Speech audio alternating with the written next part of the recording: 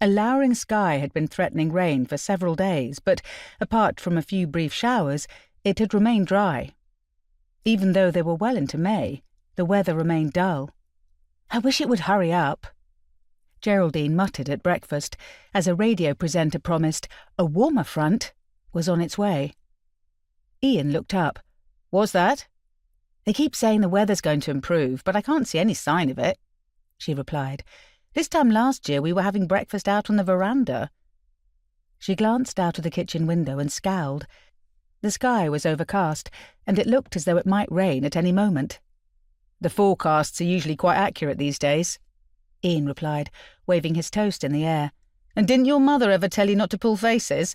If the wind changes, you could be stuck like that." Geraldine laughed. "I wish the wind would change and stop dropping crumbs on the floor."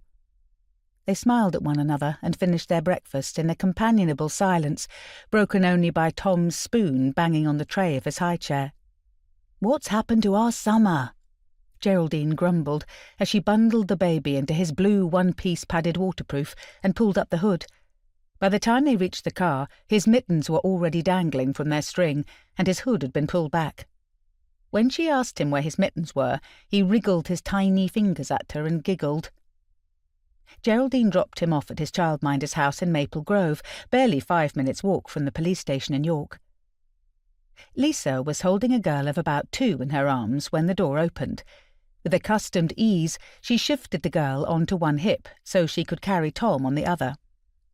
Geraldine was about to turn away when Lisa detained her. Afraid of hearing that the childminder might no longer look after Tom, Geraldine hovered anxiously on the doorstep, but Lisa seemed unexpectedly tongue-tied. "What is it?"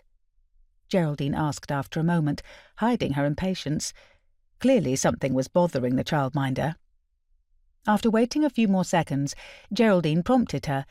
"Is something the matter?" "Well," Lisa began, and hesitated, a troubled expression on her usually cheerful face. Geraldine tensed, expecting bad news. "What's wrong? Is this about Tom?" No, it's nothing to do with Tom. Nothing's wrong. Everything's fine." Lisa hurried to reassure her. As if to agree with her, Tom gurgled happily, and both women smiled. The little girl began wriggling to be put down, but Lisa ignored her, and she settled down again. "It's just that I have a question, if that's all right," Lisa resumed, repeating that her question was not related to Tom in any way. "Go on," Geraldine said, with a slight feeling of dismay.